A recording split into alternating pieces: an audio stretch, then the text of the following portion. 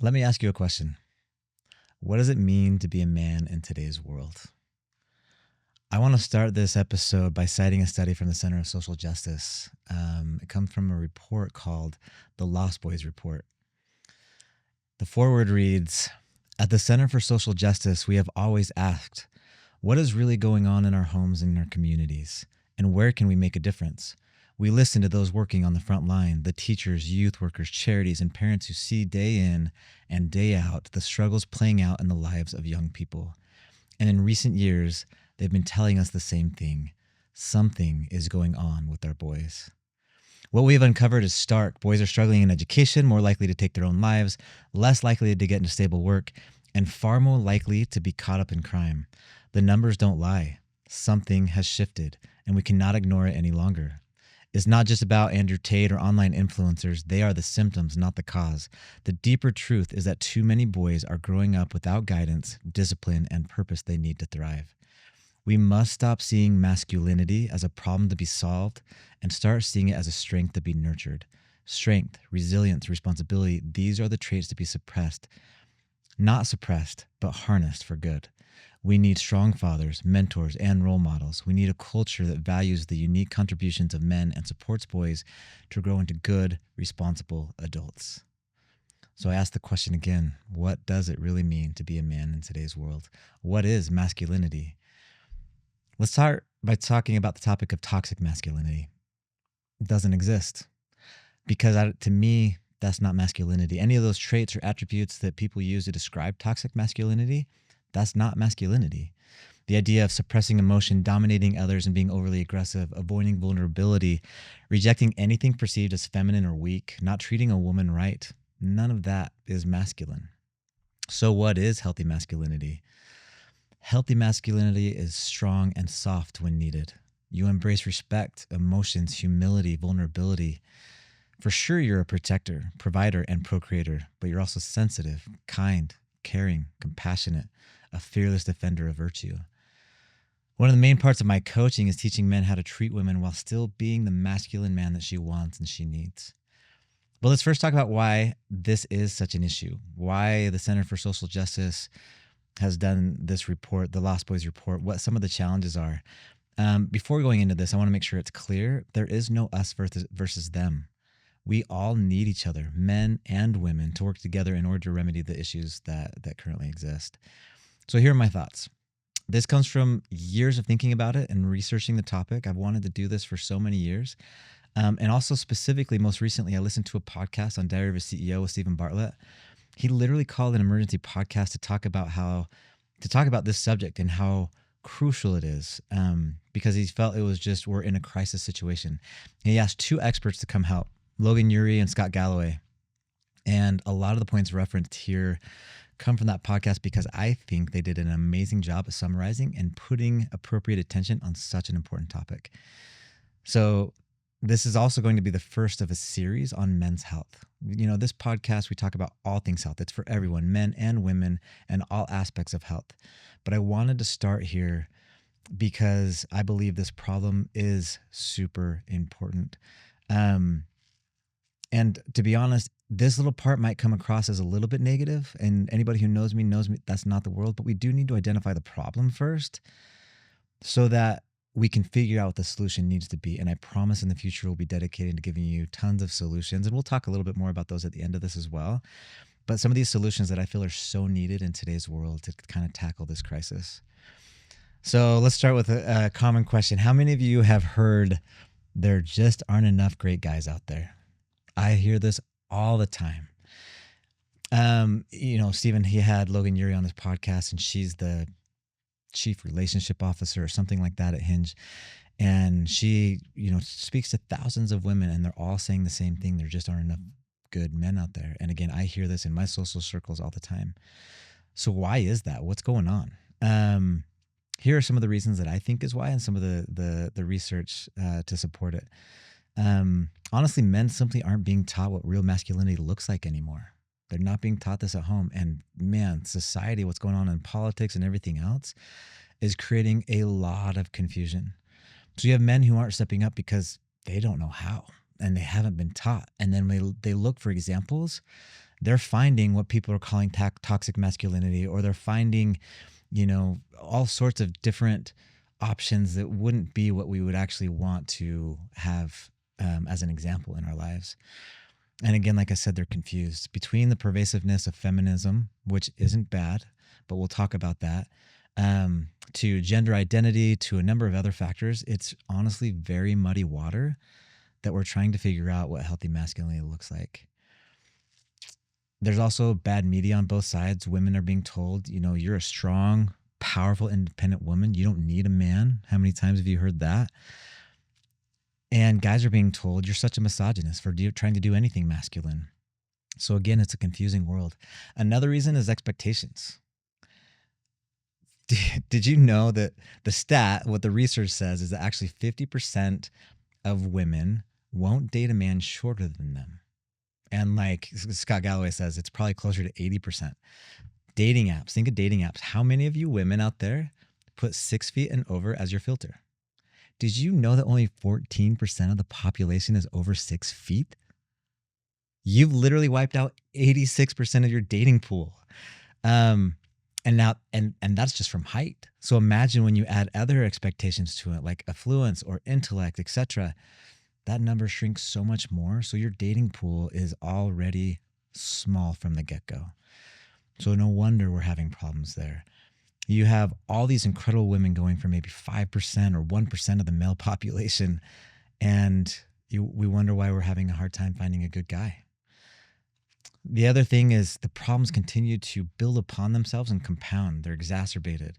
So the bottom half of men are essentially shut out of the dating market, right? They're just not there because we've eliminated them based on our filters, whether it's online or otherwise. And then you have the top guys who are left, and then they have decision paralysis. They have a hard time choosing. How many times have you seen that from the guys that you like? He just can't settle down. He can't commit. I hear that complaint nonstop. Well, there's a reason for that. Now, I'm not taking away any of the responsibility for the man who doesn't man up to a good relationship.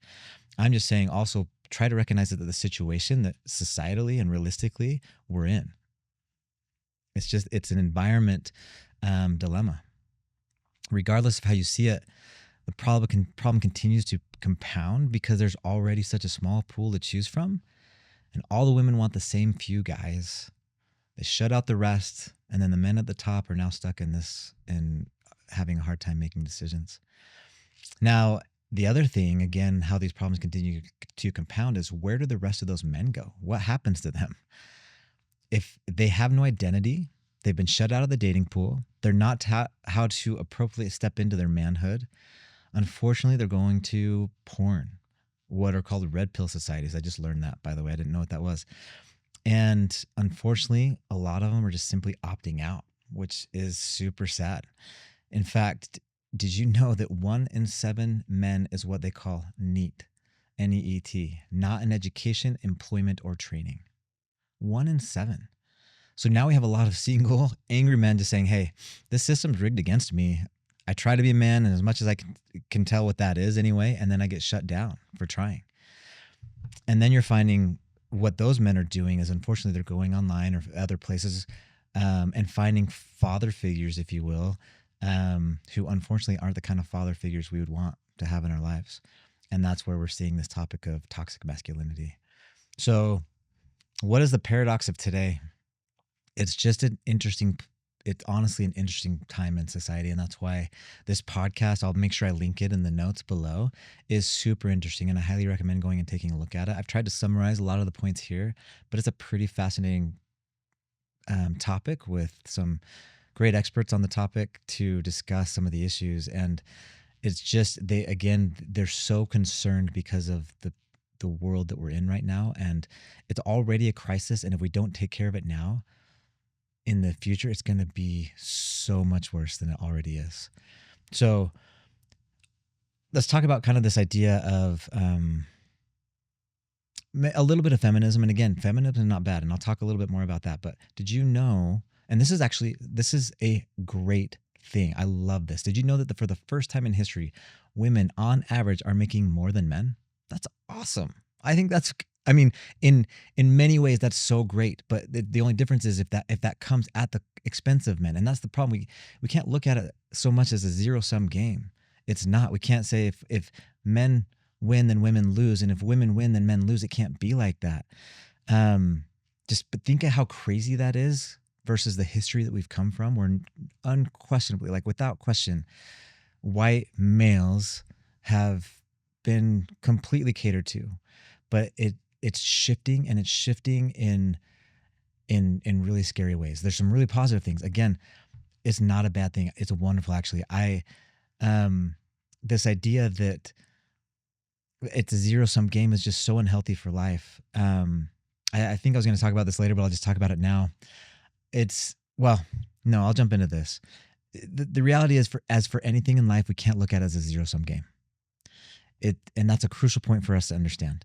So this goes for anything, but specifically in the roles of women and men, we have to figure out a way for us both to win. Because if we play it as a zero sum game and women only succeed at a significant cost to men, then we're all losing. And I'll explain a little bit more how and what that means.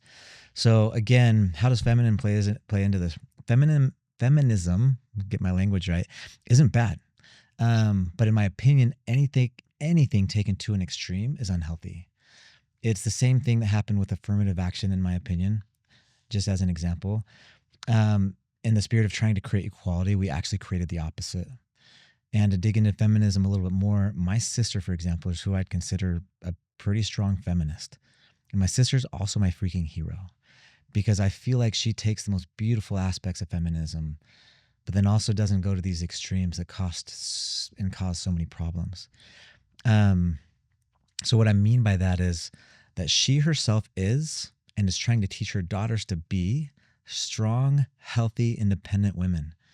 And she's my hero because of her strength and her caliber of women she's raising her daughters to be. My nieces are amazing, and I hope you're listening. I cry thinking about them. They're just phenomenal freaking women. And I think my sister has done such a phenomenal job of teaching them what it means to be a strong, independent woman. But also, she's not teaching them that this has to come at the expense of a man. She's not teaching them that they don't need men. She's teaching them more the reality that we actually need each other. Men need women and women need men, and it is the way that God divinely created it to be.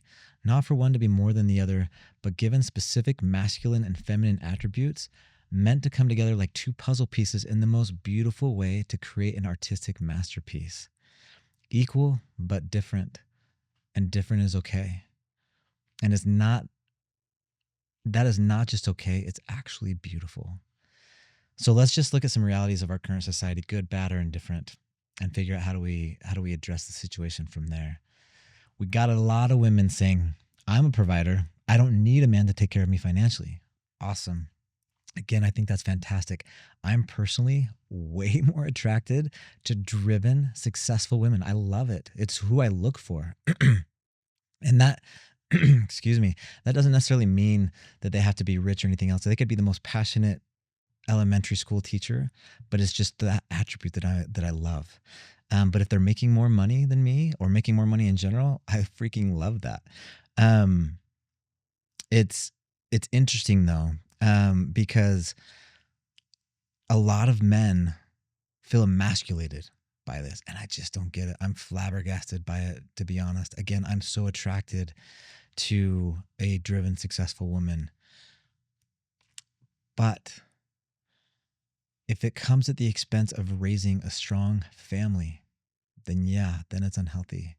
You know, Stephen Bartlett, he had a child psychologist on his podcast, and he was kind of caught off guard because she talked about, you know, as she was talking about the many great things that have come from feminism and the feminist movement.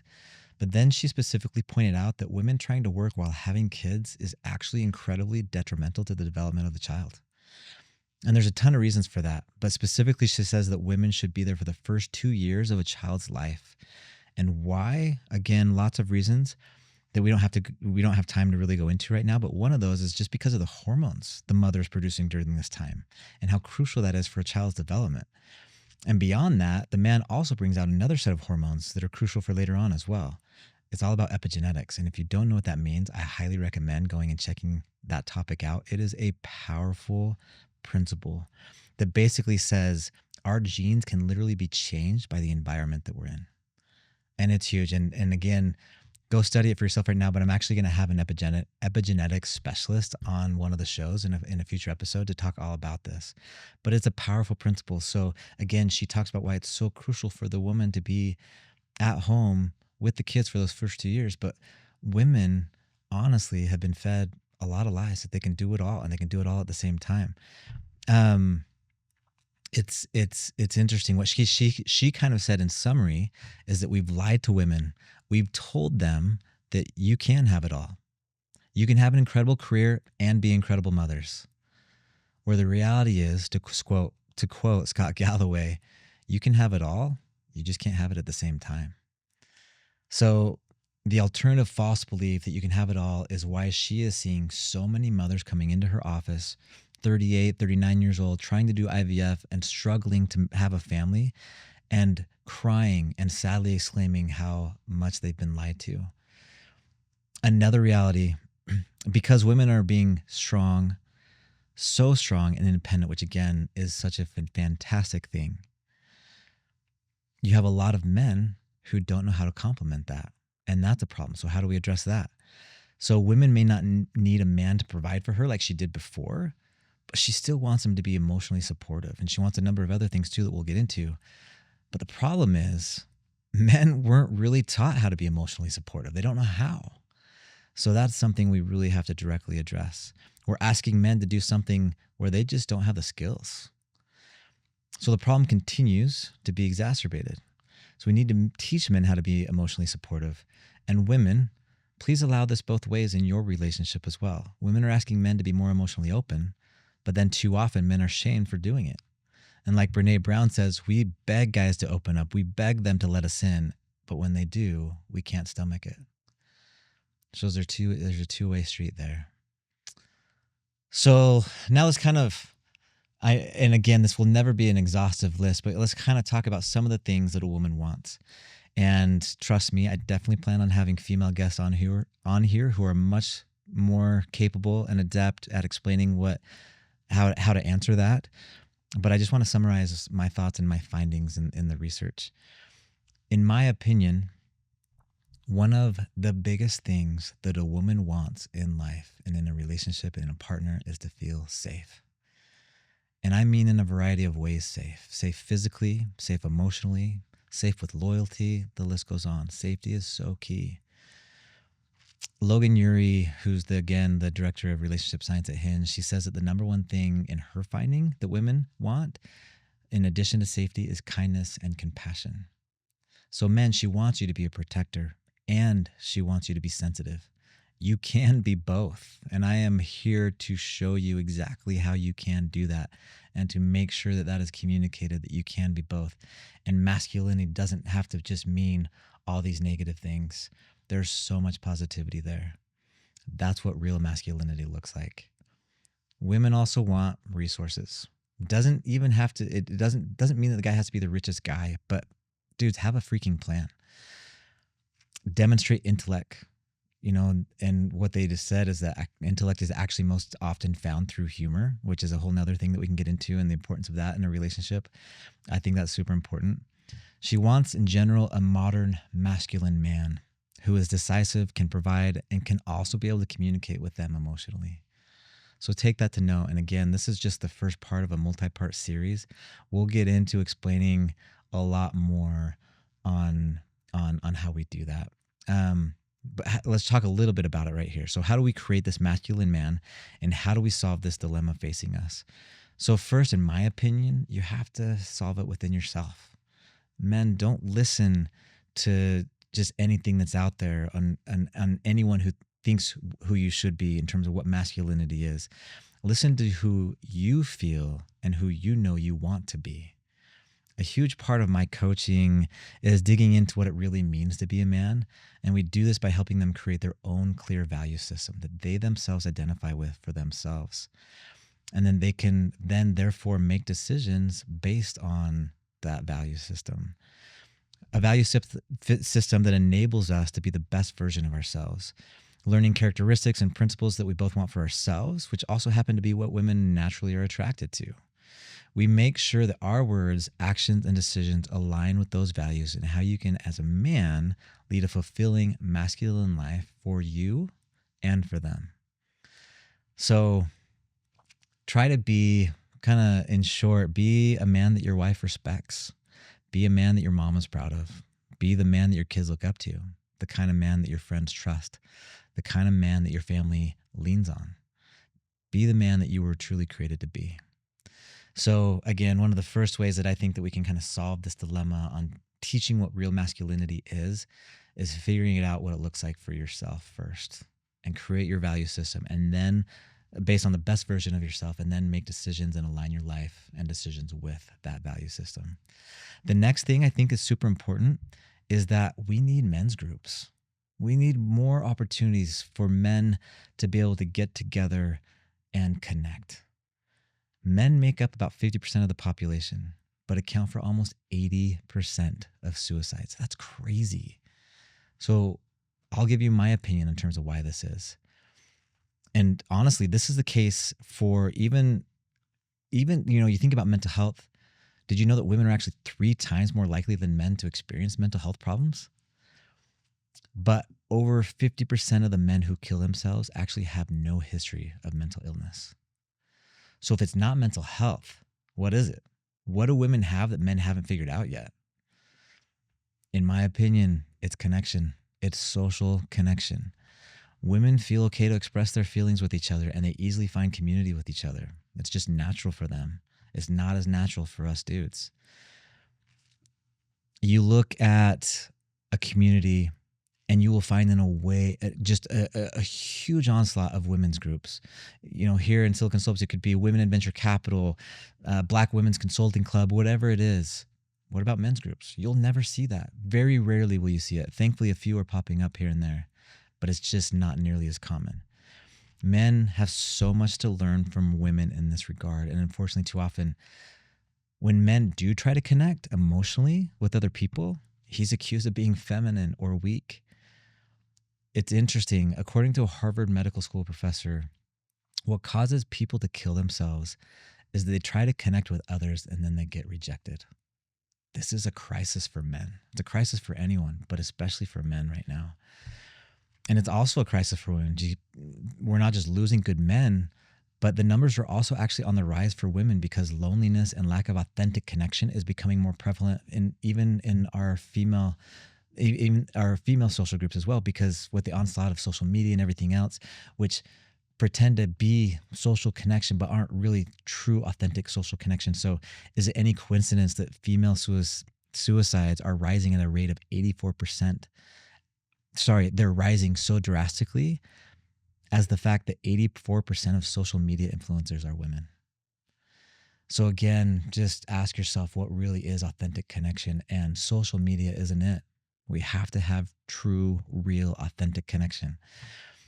So let's figure out how to give men especially, but everybody in general, a healthy, safe place to be more like these incredible women who naturally connect better while still maintaining their strong, healthy attributes of masculinity. And women, please continue to be the examples for us. Don't follow our footsteps. Don't get lost in social media. Be the examples for us. I have 3 sisters, and one sister in particular I connect with often, and I'm so grateful for what she's taught me about the masculine and the feminine. Honestly, she's my freaking hero. Because, as I mentioned, she's raising her daughters to be just like her, strong, powerful, loving, compassionate, feminine.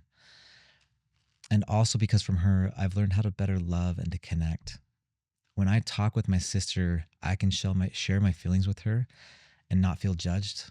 I literally just feel loved. Men, we can be so much better at that. Too often we get into a conversation and just right when we're about to go deep, somebody cracks a joke and then it's gone.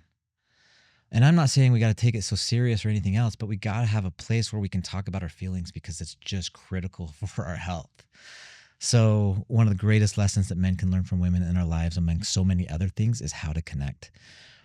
Don't change any of your healthy masculine, but learn to love each other as men. Learn to connect with each other. Learn to share your emotions. You will be just as masculine for doing so, if not more so. And you will be much healthier and happier as a result. I'm so grateful for my sister and other feminine examples in my life who have taught me to be a better man through what they've taught me about social connection and, like I said, so many other things. So let's hear from the men. How many of you actually feel like you have men in your lives that you can go to and talk about your feelings? If you do, consider yourself lucky. And it's so freaking awesome. But honestly, so many men don't. Even in group chats, Stephen Bartlett was saying on that podcast, even in group chats, he just says it's just easier for us to roast each other. And that is a very common thing. And he talks about how uncomfortable it is when somebody goes deep. Nobody's really willing to talk about being depressed or being something else because they're afraid of looking weak. Much fewer men in general getting together, and we have fewer opportunities to do so. So honestly, we have to intentionally create an environment and create these opportunities in our lives. And honestly, catching up playing video games isn't the same thing. We need time in person with our guy friends where we can actually talk about this stuff.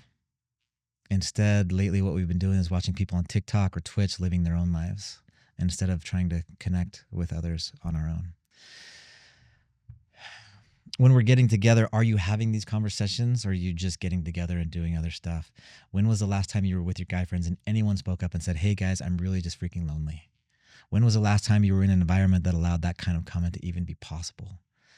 And again, if so, consider yourself lucky. And if not, come talk to me. Let's figure out some solutions and groups and put you in touch with resources and groups. Let's create our own group. I started a men's group a while ago for this very purpose. I was feeling so freaking lonely and didn't feel like I had anyone to go to and talk to about it. So I created this men's group.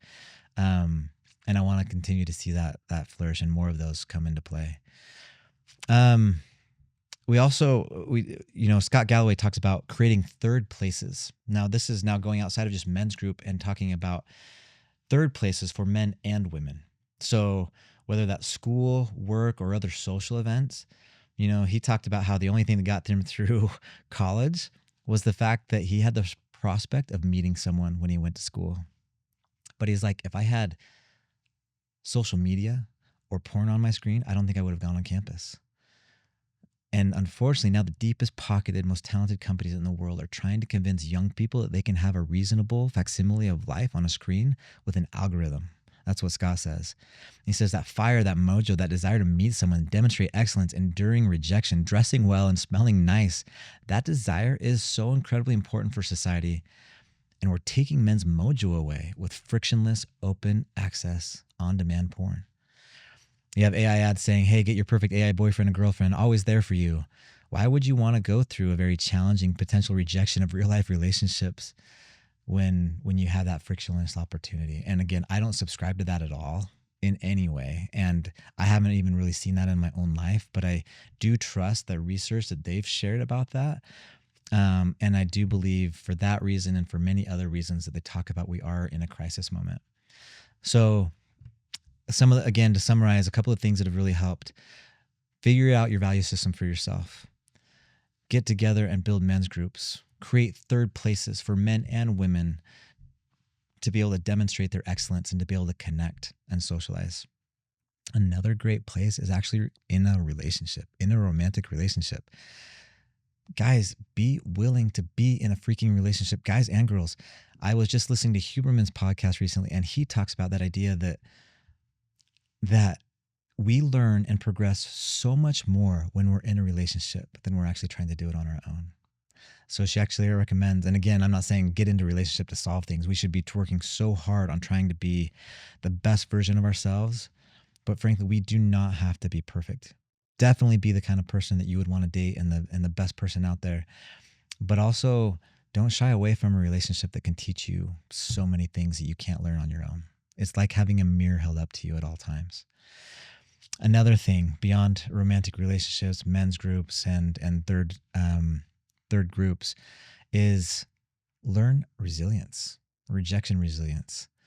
There's a professor, former dean at Brown. He used to say that his offers hours used to be empty because it wasn't a big deal, but now it's full of students coming to him, demanding exactly what's going to be on the test, what they can write on their paper, because they just can't fail. They don't have the resilience to fail. Managers at Google are giving feedback, and now all of a sudden the person's crying and they can't give just normal feedback. The reality is that anything in life worth having is worth taking a risk for, and therefore it has the potential to fail, and we have to be resilient enough to handle failure. I love how Scott Galloway says it. He says, no is the path to success. It teaches you resilience. And he says, from now on, we're going to celebrate no. He coaches men and he says, we're going to celebrate no. Yeah, I'm going to give you this exercise, this task to go meet people and go meet women. And you're going to be told no. And guess what? It's okay. And you're going to see that you're just fine afterwards. And remember that as we're celebrating no, the reason for that is because it's only refining you into the best yes.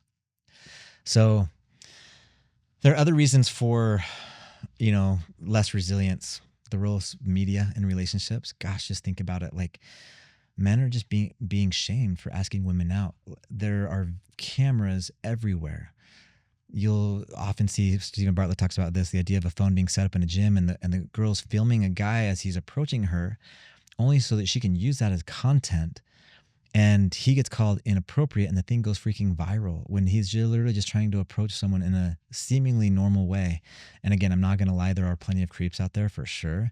But when that's the environment that we're in, what do you think that's going to do to a man's confidence in terms of really being willing to take risks? Anything that he does can be put on spotlight in any moment. And even if he's doing it in the best way, that potential rejection and that being filmed and then sent viral, that's a terrible thought for a dude, for anyone. So, Logan Ury was also kind of saying in there that, had she gone to school in the era of cameras with high quality videos on them at all times, she would have had a very different college experience. And that totally makes sense to me. It's important for us to recognize that the environment that we're in and then what we can do to create safer places. So let's talk about that. This idea, this kind of the second paradox, the idea that men are expected to lead and to approach, but in a post-Me Too era, it's honestly super confusing for a dude. And again, I'm not taking away any responsibility from a dude. And again, trust me, in the multi-part series, we'll talk about all the things, but I just want to talk about some aspects of the environment. It's part of the reason that people really aren't meeting in real life. They're afraid of being rejected. They're afraid. And again, just the confusion of, how I think we've gotten better from this, but there was such a time where, and I'm sure there's people who still suffer from this, but like it used to be such a thing for a dude to open the door for his date. But in this era of I'm such a strong, independent woman, I don't need a dude to do anything. A guy didn't know if that was okay or if he would be seen as misogynist for doing so. And that's just not a fun place for someone to be. And like I said, that just causes people to be really afraid to approach. So no wonder we're not connecting like we want to be. Even a normal dude is just afraid of being creepy. They're afraid of being part of what's called the datertainment, kind of like what I talked about, just being filmed, not only being rejected by someone in general, but then having it posted for the world to see. That's rough. Women want men to approach them, and then they shame those who do. Women should instead allow men to shoot their shot as long as it's in a non-creepy way. Also, frankly, let's be real, like the difference between creepy and romantic is the perceived attractiveness of the perfect person making the overture. So just because he isn't your bombshell doesn't mean that he was being creepy. According to Pew, more than 50% of men 18 to 24 have never asked a woman out in person. That's crazy. The majority of women expect men to take the initiative, but it's not happening. And so if you want that to be the case, we have to be more kind. We have to create more environments where a man can demonstrate his excellence for you. And while we create more third places where people can actually meet in person, we'll also teach men how to express romantic interest while making the other person feel safe. And men, if you ask someone out for coffee and they say no, guess what? You're going to be okay. It's not the end of the world. That's just how life is. And it's also how you grow. Recognize that the art of dating is making mistakes, taking risks, and failing. As long as you're respectful and don't make the person feel uncomfortable, by doing these things, we should see a lot more successful dating encounters. So, kind of to finish here, I just want to kind of give this topic is so massive, and there's no way that we could cover all of this in one episode. But I hope you get just at least a glimpse of the picture of the environment that we're in right now. But I do want to end on a positive tone. So I have some tips for men, and the idea is, like Logan says, the secret is simple but hard. As I've already mentioned, one of the things that you can do, and I'm just going to create a long list of things, and again, I would love for your feedback on all these things. Add to it. Tell me where I'm wrong. This is just a simple list. It doesn't try to pretend to be exclusive in any way or exhaustive. But again, I mentioned the idea of creating your own identity, your own value system. I honestly think that we should have a national service. Think about the greatest generation that ever lived, our World War II vets. Oh man, I'm so sad that so many of these veterans are passing away because they taught us truly what the greatest generation looks like. But did you ever think what really helped them be so great? One of the biggest things is their identity. They had a freaking purpose. So in a world absent of such a clear purpose, we have to make our own. So figure out what your value system is, figure out what your purpose is, and drive towards it. That will help so much as you go along in this process. Also, I don't know if you realize this, but you'll hear for sure that young men today just don't have identity, and they're confused for the reasons that we've talked about. They don't even know what it's supposed to look like. And what they're seeing out there isn't great. They're being told and witnessing so many confusing and polarizing ideas of what masculinity looks like. And so what I'm going to try to do in this podcast and in other places is create an environment where we can go and find what actually healthy masculinity looks like. And again, this idea of having national service or a mandatory conscription, I think it's actually amazing. Did you know that some of the lowest levels of young adult depression are in Israel? Why? Because they all serve in the IDF and they have a purpose. It's the same reason our greatest generation ever. They had a very clear identity and purpose. So we got to figure out what our identity and our purpose is. Another thing we can do, develop passions and talk about them on dates, not to a nerdy, crazy way that gets lost. But, they talk about this example of this guy who got into denim and just why denim was so cool. And that was just kind of a unique, interesting thing that was his thing. And he could share that. Or the idea of a man that has a growth mindset, someone who's always thinking with that kind of mind is oftentimes attractive to a woman. Women, here's the other thing. It's pretty simple in a lot of ways that men just don't know how to do even the simplest things. Women aren't expecting you to fly them to the freaking moon. But women do want effort. So remember the name of their best friend. Text them after an important meeting that they had. Plan a thoughtful date. Also, look in the mirror. Would you date you? Would you want to have sex with you? Be the person that you want to date before worrying about anyone else being that person for you. We talked about intellect, developing a sense of humor. We can't all be the funniest person in the room, but that is a part of intellect. Open the freaking door for them, whether it's your mom, your sister, or your hot date. Open the door for them. Stand on the roadside when you're walking down the street. And here's something that I really want to share. Our vocabulary means a lot.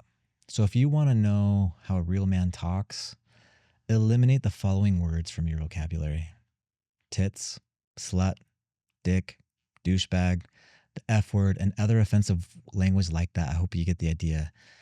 That's not masculine. I honestly can't think of any situation except perhaps intimate moments between you and your partner that we won't go into right now where any of those words are positive.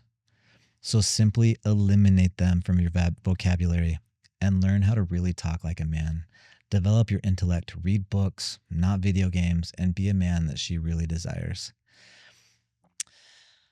Have a plan. You don't have to be the richest guy in the world, but have a plan for what you expect out of life and where you expect to be able to provide. Learn conflict resolution. So critical. Communication is such an important part of a relationship. You have to learn how to address conflict. Have good manners. Your default system as a man should be protection. Speak well of people behind their backs. Defend others when the opposite happens. Be a protector. It's so heartbreaking to me that when a woman sees a man and she's alone and she sees a man or a group of men, their first inclination is fear. Man, that should never be the case. Men should be taught from an early age that anyone smaller than you, that your default should be protection. And that's whether it's a guy or a girl, men or women.